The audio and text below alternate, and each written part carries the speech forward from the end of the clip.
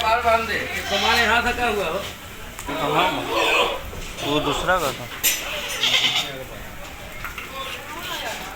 हाय हाय मर दो बांधने के बाद